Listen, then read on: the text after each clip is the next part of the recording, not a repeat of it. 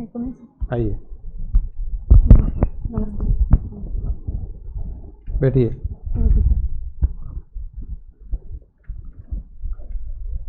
नीमा, yes sir. आपके नाम का अर्थ क्या है? सर वैसे तो इसका कोई अर्थ नहीं है, लेकिन जैसे अमीर माता पिता, इसका एक अर्थ ये निकलता है। अमीर माता पिता। माता पिता, अच्छा। अमीरी और गरीबी, इसकी परिभाषा दे सकते हो? सर ऐसे कोई डिफाइन तो नहीं है, लेकिन जैसे कि भारत में तेंदुलकर समिति, रंगराजन समिति, इनके द्वारा जो गरीबी रेखा है उसको डिफाइन किया गया है सर। क्या आधार है उसका? सर तेंदुलकर समिति है, उन्होंने 2100 रुपये ग्रामीण क्षेत्र में और 2500 रुपये शहरी क्षेत्र में जिनकी मासिक उपभोग जो करते हैं वो गरीबी रेखा से ऊपर माने जाते हैं, और जो इससे कम उपभोग करते हैं वो गरीबी रेखा से नीचे आते हैं। क्या आपको जो गरीबी लाइन है और इसकी जो बताइए कि 2500 और ये 3600 जो भी है, क्या ये परफेक्ट मानते हो आप? किसी व्यक्ति या किसी परिवार की आय अगर यदि 2500, 2600 या 5000 भी है तो क्या वो फैमिली चला सकता है आराम से? सर ये जो आंकड़े हैं ये 2012 में आई थी तेंदुलकर समिति। वर्तमान में जो है हम वर्तमान में मल्टीपल पॉवर्टी इंडेक्स की बात करते हैं, बहुआयामी गरीबी सूचकांक, जिसमें शिक्षा, कपड़ा, मकान, इसके साथ ही में बिजली और पानी, इसको भी जोड़ा गया है। आपके अनुसार एक फैमिली के लिए इतनी आय पर्याप्त है जो अच्छा जीवन व्यतीत कर सके? कितनी हो सकती है वो? सर ये पहला तो फैमिली में कितने मेंबर्स हैं इस पर मान डिपेंड लीजिए करेगा। 5 मेंबर्स हैं। जी सर। अब बताइए। सर कम से कम 10,000 पर मंथ, और इसको हम जैसे ग्रामीण क्षेत्र और शहरी क्षेत्र उसके हिसाब से अलग अलग डिवाइड कर सकते हैं, क्योंकि शहरी क्षेत्र में जो जिसको हम कहेंगे कि खर्चा और वहाँ वस्तु की कीमत, उसमें थोड़ा अंतर देखने को मिलता है। इस हिसाब से अलग अलग दोनों एरिया में। 10,000 रुपये में फैमिली का खर्चा चल जाएगा? सर अगर हम न्यूनतम आवश्यकताओं की बात करें तो रोटी, कपड़ा, मकान, शिक्षा, स्वास्थ्य, आधारभूत संरचना, ये सब अभी न्यूनतम आवश्यकता ही होती है। जी सर। राजस्थान में प्रति व्यक्ति आय कितनी है अभी? सर स्थिर मूल्यों पे 86,000 रुपये है, और प्रचलित मूल्यों पर सर 1,29,000 रुपये। प्रचलित और स्थिर, इसमें क्या फ़र्क है? सर जो प्रचलित मूल्य है वो वर्तमान में जो उपभोग के जो वस्तुएं हैं उनमें जो अंतर आ रहा है, उनकी मूल्य में जो वृद्धि हो रही है उसके अकॉर्डिंग देखा जाता है, जबकि जो स्थिर मूल्य है वो 2011-12 के जो NSO के आंकड़े हैं उनके ऊपर देखे जाते हैं। ठीक है। स्टैगफ्लेशन और इन्फ्लेशन, इसमें क्या डिफरेंस है? इन्फ्लेशन, पहले मैं इन्फ्लेशन बताना चाहूँगी। जब वस्तु की कीमत में वृद्धि हो जाती है, तो जब वस्तु की कीमत में वृद्धि होती है तो उसकी मांग में कमी आती है, इसको इन्फ्लेशन की संज्ञा दी जाती है। अभी भारत में कितना % इन्फ्लेशन है? Sorry ma'am. ऐसा कहते हैं कि इन्फ्लेशन किसी भी कंट्री के डेवलपमेंट के लिए ज़रूरी है, ऐसा क्यों? जब इन्फ्लेशन होता है तो सरकार द्वारा इसके लिए कुछ उपाय सुझाए जाते हैं, जैसे कि ब्याज दर है उसमें कमी की जाती है, जिससे कि मुद्रा का प्रवाह है वो बढ़ सके। और जब लोगों के पास मुद्रा का प्रवाह बढ़ता है तो उससे उनकी खरीदने की क्षमता बढ़ती है, और जब खरीदने की क्षमता बढ़ती है तो इससे जो व्यापार है और जो रोज़गार है उन सभी में वृद्धि आती है।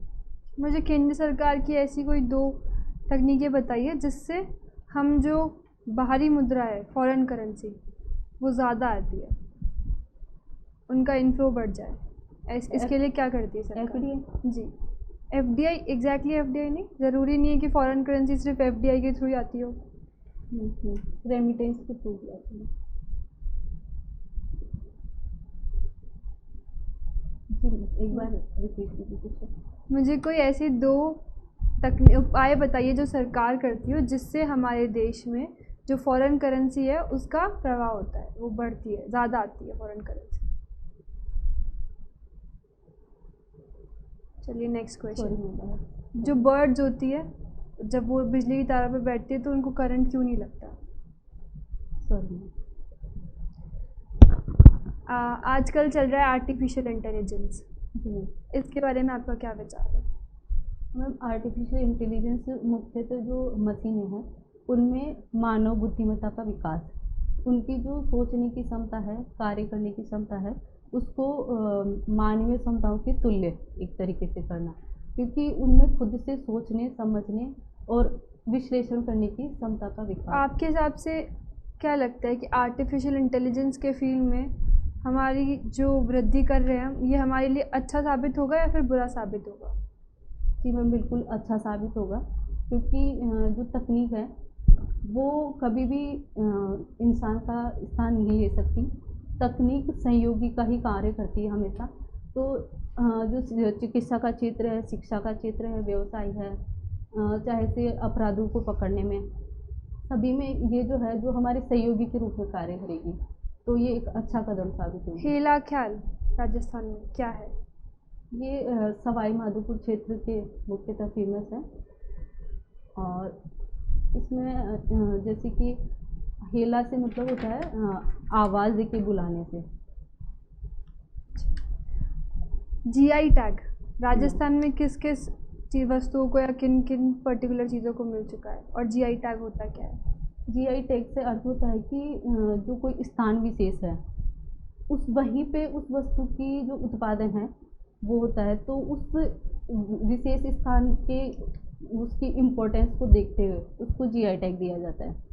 और ये 21 वस्तुओं को दिया जा चुका है राजस्थान में। और अभी अगर हम बात करें तो अभी हाल ही में सोजत की जो मेहंदी है उसको, इसके अलावा जो जोधपुरी बंदेज है उसको दिया गया है। और जयपुर में किसी चीज़ को जीआई टैग मिल रखा है? जयपुर में एक तो ब्लू पोट्री है, सांगानी प्रिंट है और बगरू प्रिंट। ठीक है। किसी भी चीज़ की तस्करी होती है तो वो क्यों होती है? जब उसकी मांग ज़्यादा हो और वो सीमित मात्रा में उपलब्ध हो, या फिर वो कानूनी रूप से उसको उपलब्ध कराना गैर कानूनी उपलब्ध। जीन माता और हर्ष कैसे संबंधित है? जी हम दोनों भाई बहन। और सांगा ने बाबर को किस युद्ध में हराया था? सांगा ने बाबर को किस युद्ध में हराया था? एक सेकंड में बयाना की थी। ठीक है, थैंक यू। अभी आप टीचर हैं? जी मैम। तो आप अध्यापक हैं, वरिष्ठ अध्यापक हैं? जी मैम, मैं स्कूल लेक्चरर। तो आप ये वरिष्ठ अध्यापक और व्याख्याता दोनों में क्या फ़र्क होता है? इनके शब्द ऐसे क्यों रखे गए हैं? काम तो एक ही है ना टीचर का, पढ़ाने का, तो नाम अलग अलग क्यों है? मैम, जो व्याख्याता शब्द है वो मतलब 9th से 12th के जो स्टूडेंट्स को, और स्पेशली 11th 12th, तो वहाँ पे बच्चों को एक ही सब्जेक्ट का जो व्याख्याता है उसको अच्छी नॉलेज होना ज़रूरी है, ताकि वो हर एक टॉपिक पे अच्छे से उसकी व्याख्या कर सके। इसीलिए इस जो व्याख्या शब्द है इसी से व्याख्याता शब्द बनाया गया। अच्छा, तो व्याख्या शब्द में सिर्फ व्याख्यान करना है, जो इंग्लिश में हम लेक्चरर कह रहे हैं, तो सिर्फ लेक्चर देना है?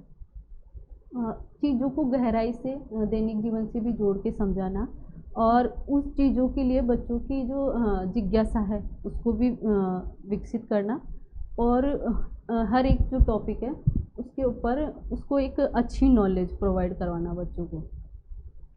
अच्छा, तो आप कौन से सब्जेक्ट से हैं? मैथ से? जी मैम।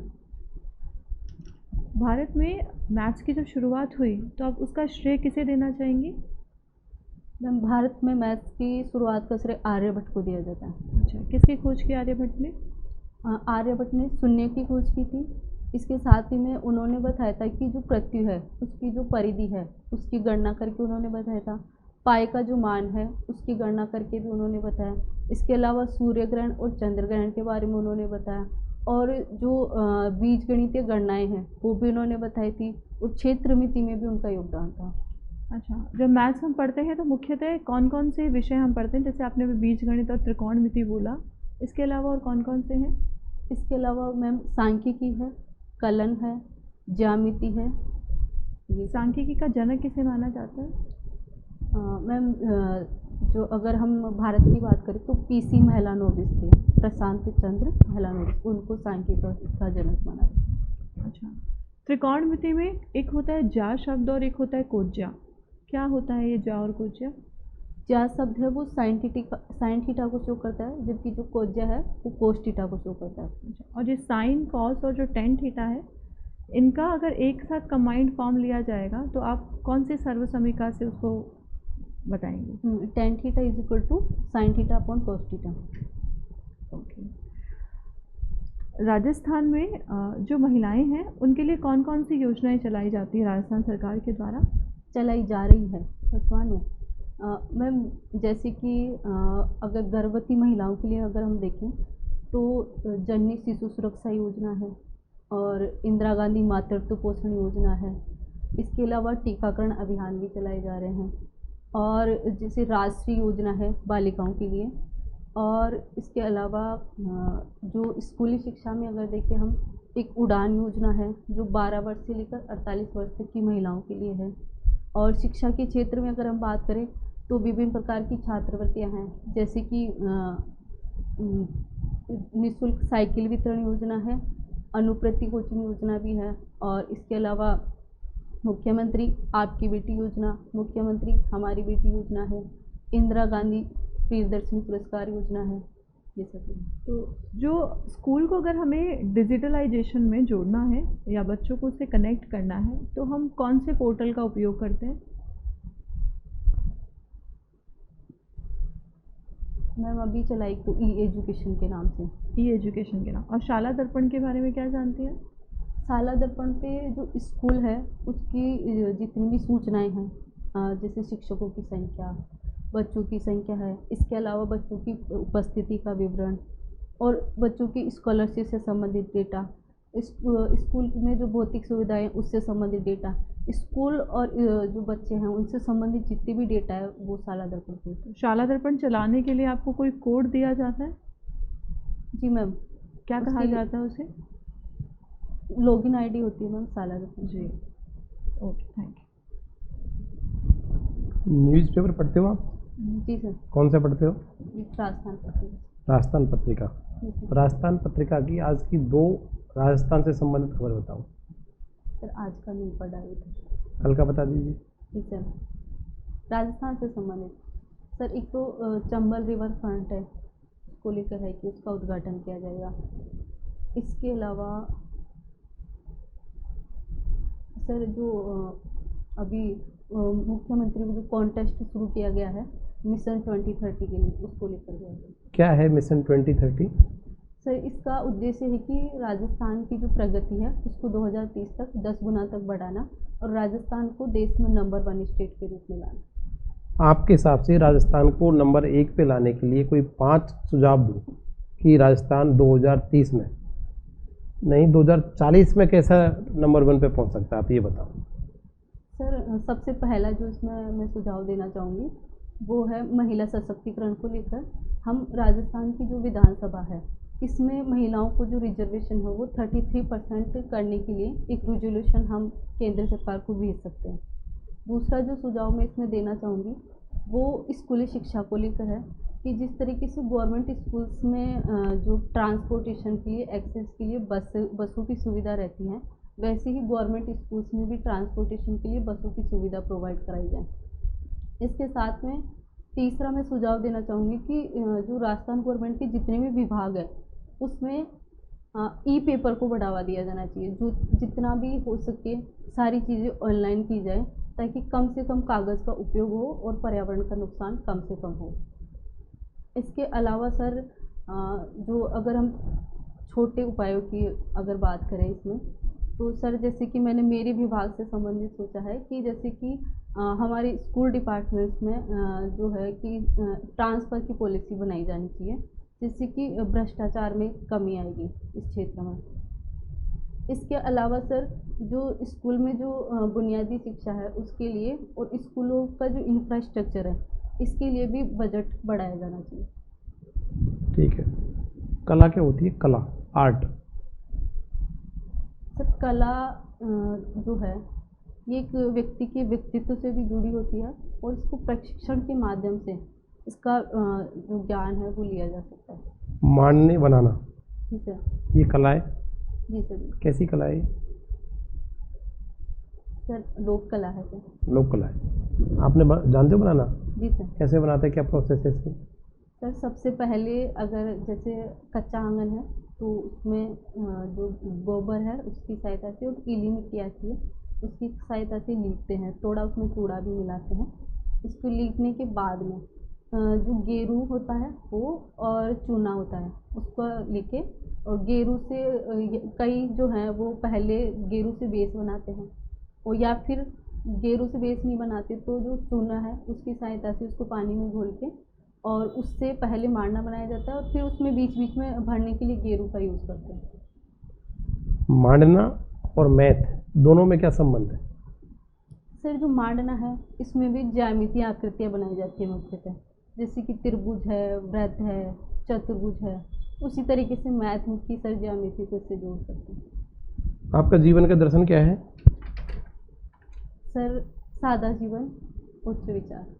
सादा जीवन उच्च विचार। गांधी जी को फॉलो करते हो आप? हाँ सर। ठीक है।